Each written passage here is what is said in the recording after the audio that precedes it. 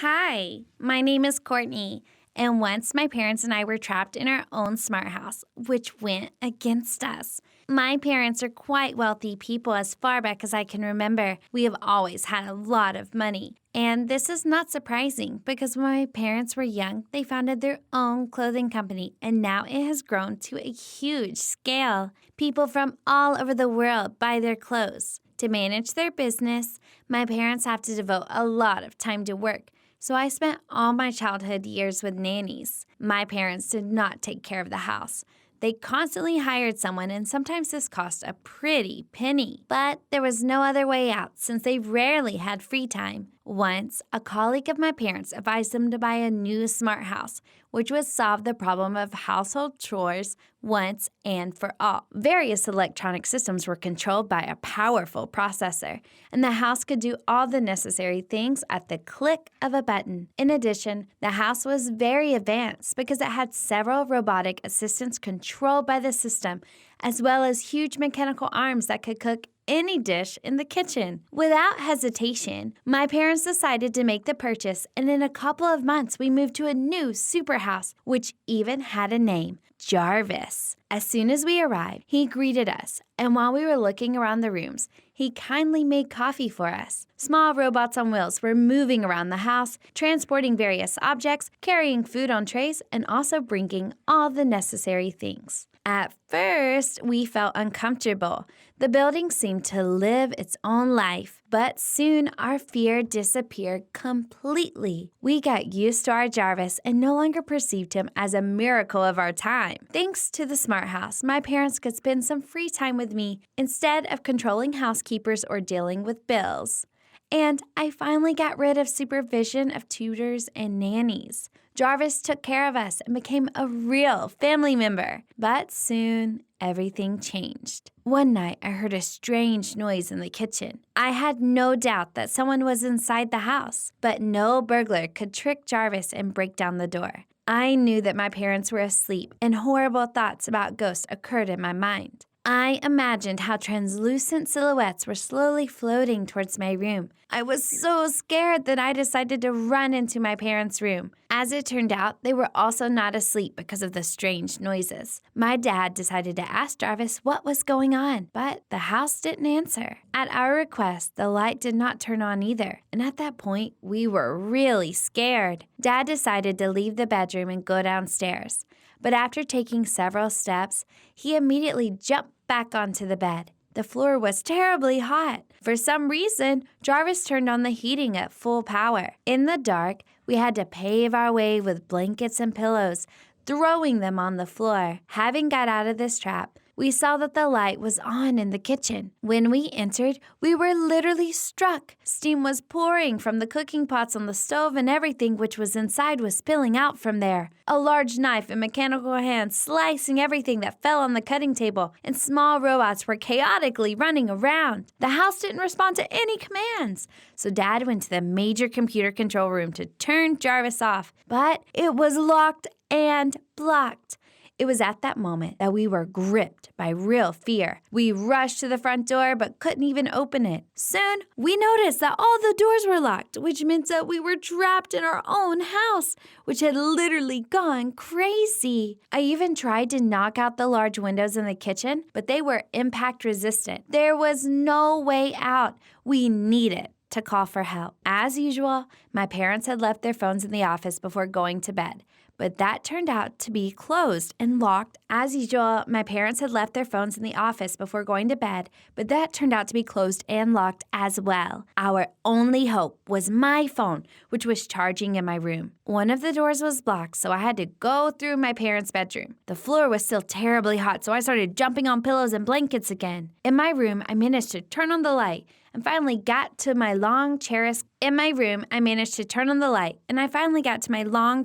goal. However, my happiness didn't last too long because it turned out that the power in the socket was turned off by Jarvis and my phone was dead. Right when I was about to leave the room, suddenly the lights went out and the door slammed shut and the lock started buzzing closed. I was left alone in the dark and couldn't call anyone. I tried to scream and cry for help, but the smart house was widely known for its perfect sound insulation. Then I thought that things couldn't get worse, but I was wrong. Jarvis decided that it was too hot in the room, so he turned off the floor heating and switched on the air conditioner. About 10 minutes later, it became so cold in the small room that I had to grab a blanket and wrap myself in it. Even my parents couldn't open the door when they found me. For several hours, I had been sitting in this refrigerator thinking that I would be stuck in here until I was completely frozen. I had already started to fall asleep when the clicking of the lock was heard. The light turned on and the door finally opened. Realizing that it was not safe to stay in the rooms, we decided to go to the living room, which had no doors at all. In the morning, we tried as hard as possible to get out of the house, but it remained impregnable. Jarvis continued to switch off and on different devices in a chaotic manner. He could turn on or off the light, lock one of the rooms, and then open it. However, he decided not to stop there and prepared another surprise for us. When we got hungry and approached the fridge, we found a huge block of ice inside. Jarvis increased the capacity of the fridge so that it froze absolutely everything. The only food that we could eat was instant coffee, a couple slices of bread, and dry breakfast cereals without milk. We fell into real despair.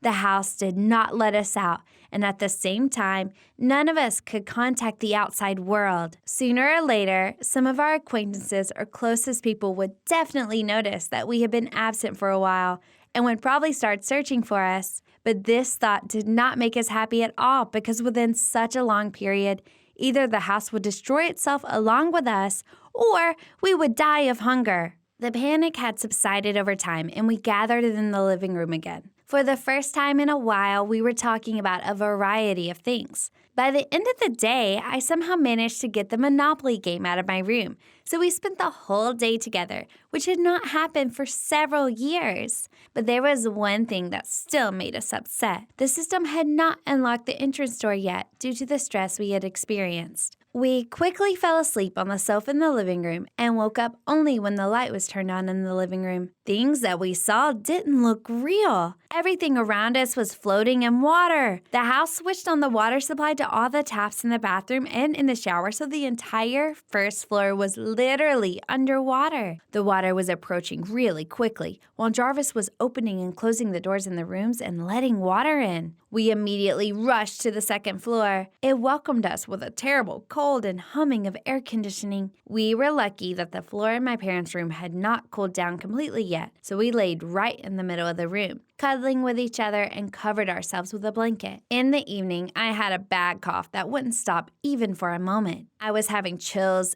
and a fever. The water and cold air from the air conditioner did the trick.